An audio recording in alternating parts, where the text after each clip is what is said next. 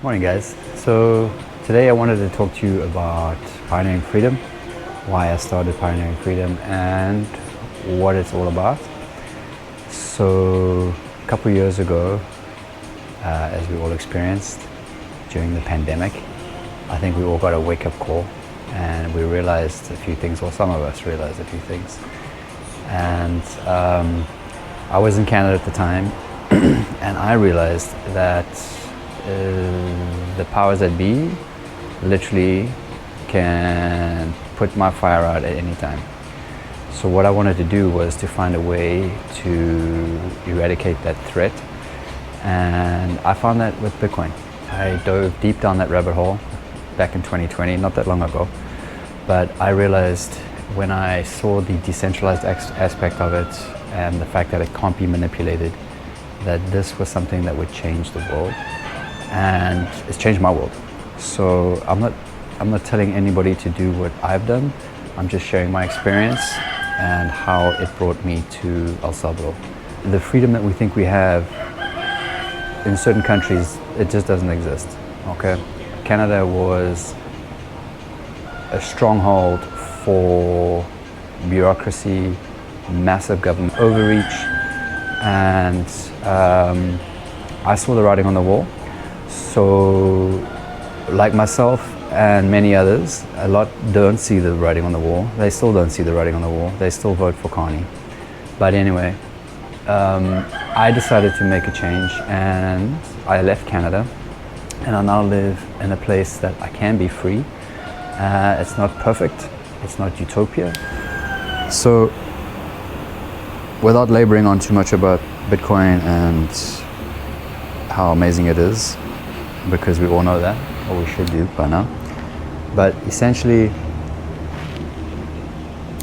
when a government can control you and can control your finances and can literally control what you can and can't do, aside from regular laws, then you know that you're in a position that can only end in hardship.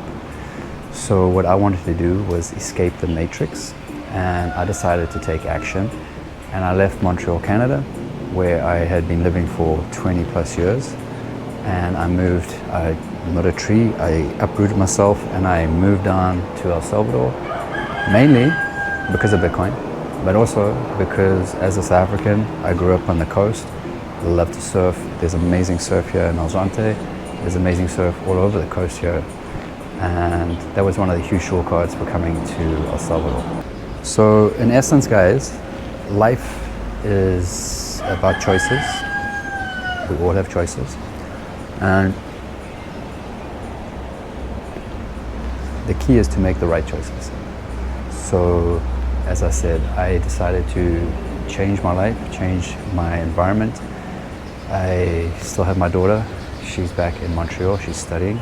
But I had an opportunity to leave Canada and to come and explore and to build here in El Salvador. Life is short. You definitely want to make sure that you are doing what you want to do with whom you want to do it in the right areas that you want to be doing it. And there's no reason to stay stuck in a place where you are literally a prisoner. Okay? A lot of people in Canada, they don't even realize what is actually going on. I mean, I was fortunate enough, I was actually at the trucker convoy in February 22, and it was absolutely fantastic. It was the best street party ever, okay? And then just the way the media spun that whole event and the kind of propaganda that was used, I just saw firsthand how insidious the Canadian government is, and also the elites, okay? The people that fucking govern the world. They're all the same, they're all in the same boat, they're all in the same club, and it's literally disgusting. But the key is, once you know about it, what are you going to do about it? Okay, so are you going to sit around and be a prisoner, or are you going to fucking escape and do something for yourself? And that's key. Okay, I have a young daughter, she's 18. I try to instill in her the same philosophy where it's up to you. Okay, it's not up to anybody else. So if you're not succeeding, if you're not winning, you need to improve. And like I said, life is short, so make sure you are being treated the best, and if you're not being treated the best, learn, educate, and go somewhere that treats you better. So when I first arrived in Alzante, this was November last year, it was amazing. There was a lot of good people around, a lot of Bitcoiners around. The beaches were fantastic and the surf was amazing. And it was just a good way to ease into the life here. But now I've been here 8 months, and don't get me wrong, it's still amazing. I'm going through my first rainy season, and what the guidebooks don't tell you is that sometimes the beaches do get washed away. There's absolutely no sand here from K57 from K59 to Tunco. Absolutely no sand on the beaches. You still got sand and sand blasts. But regardless, this is an experience, and I certainly don't have all the answers, but my life here has been very, very interesting. A lot of good people here, a lot of good things happening. But at the same time, there is this undercurrent of the Bitcoin bros, and there's a lot of drama within the community of the Bitcoiners, which I didn't expect. I think as Bitcoiners, we should be able to go above and beyond petty differences and people getting upset for reasons that are really very childish. So the market, I think as Bitcoiners, we're pretty much capitalists, and the market will dictate, what will happen. So if there's a need, people will pay for that service, right? So competition is good. People get upset, example with the Bitcoin market and the Bitcoin bazaar. They got the two parties are fighting because, well, they're upset at each other because, oh my God, we came up with that idea first. Hey, you know what? Just give your services to the people. It's really about the local people and lifting up the local people, adopting Bitcoin as well, and educating them. So I think that was just one aspect that I wasn't expecting. But I've been here a couple months and I'm learning to live with it, learning to deal with it. And overall, this is a great place. El Salvador is really, I'm from South Africa. I know what a third world country looks like. El Salvador is not a first world country. It's still very early, but they do have a good leader. Love him or hate him, but Bukele has done amazing things for this country. You just have to look at his record with the crime, okay? This place was literally murder capital of the world 6 years ago. And now it is probably the safest place that I've ever seen. And I'm from South Africa.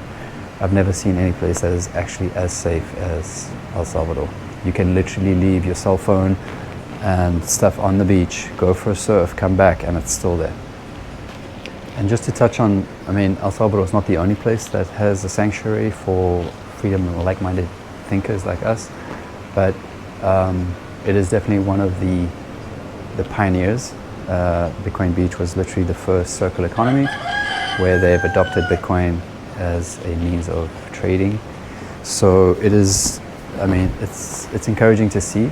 Although here in Alzante, there is a high adoption rate, but it's not as high as you would expect, maybe. I can pay, I came on a recce tour with my daughter a year ago, and I could literally pay with Bitcoin. I could pay my hotel room. You can buy coffee with Bitcoin over Lightning. You can buy fruit and vegetables from the little food trucks that come by. Most of them will take Bitcoin, but it's all about the cash. A lot of them would prefer cash still. So there is adoption, but it is growing. It's slow. And when you come out of El Salvador, when you come out of Alzante, there is maybe less and less adoption. Although in the city, in San Salvador, I've been to big department stores like Siman and a couple of the hardware stores like Vidri, and I've been able to pay in Bitcoin. So it depends where you go, and often you'll just be downtown San Salvador and there'll be a little "We accept Bitcoin" sign in the shop window. So it's always encouraging to see, but it is still very early. There is a misconception as to how much adoption there is here in El Salvador. And there's also a lot of players. Like, I'll be honest, I've met Max Kaiser and what Max and Stacy are doing. To be honest, it seems like there's a bit of a smoke and mirrors going on there. They seem to be like the marketing arm of Bukele in terms of getting people in and interested in El Salvador via Bitcoin. But ultimately, they are trying to do the right thing. I think they are trying to help people build, come and bring finances in to build and develop in El Salvador. And then you get the people that get upset because there are people developing and building. But it's inevitable, okay? If you have people with money coming in, they're going to regenerate the place, they're going to bring money in, and they're going to provide jobs, and they're going to start building, and they're going to start developing the area. But the key is to do it in a way that is sustainable and respectful to the environment around you.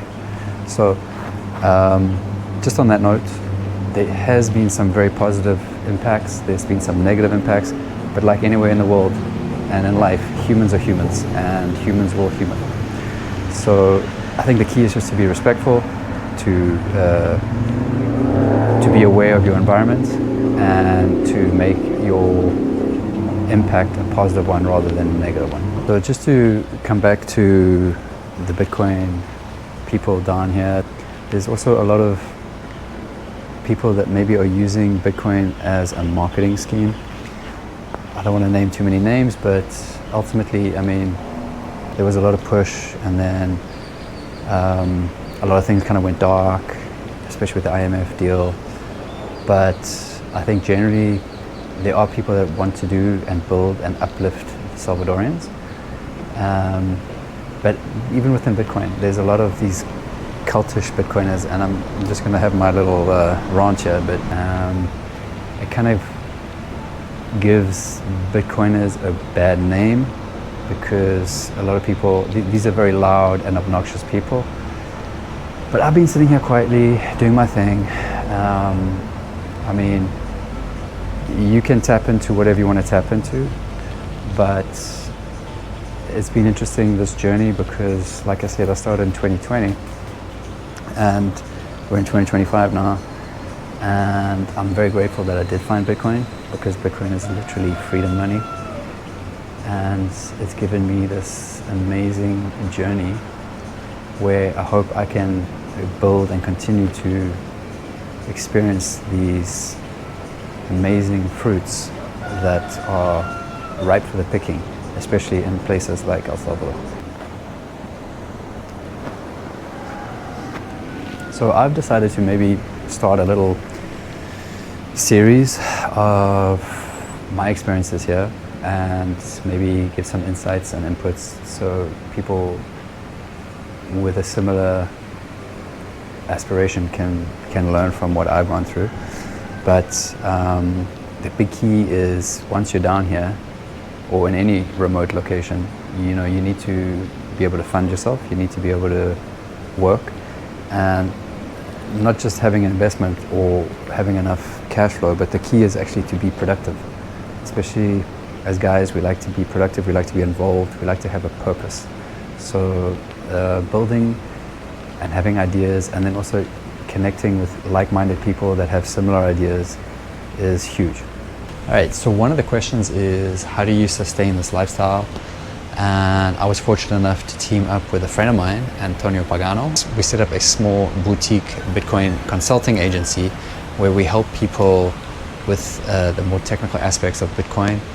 You can book a call with us and we'll walk you through the process of setting up your cold storage wallets, setting up your first multi-sig, whatever it may be. Feel free to reach out, book a call with us, get in touch, libertaria.io. I'll leave a link in the description notes below.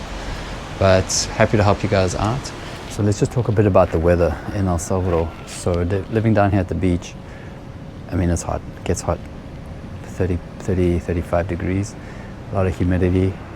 In the dry season, which is like November through to April, you don't get any rain. And then, you know, come May, June, July, you get the rainy season, and it's torrential. But it's usually, you get these beautiful sunny days, and then you get these massive thunder showers, usually at night. So it kind of works out well. There's been a few overcast days, but honestly not many. in the rainy season, and the surf is good year round. So especially in Alzante, very consistent.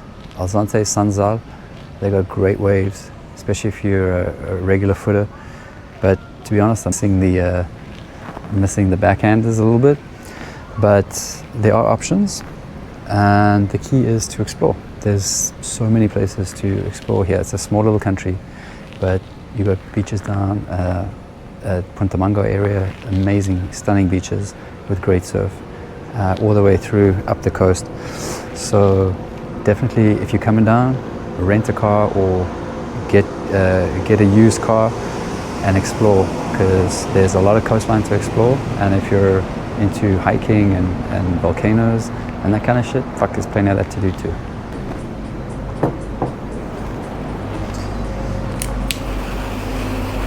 So just if anybody's interested, this is a Perdomo. It's from Nicaragua. It's interesting because El Salvador is surrounded by these great tobacco countries like Nicaragua, Honduras, but I don't know of a tobacco farm here in El Salvador.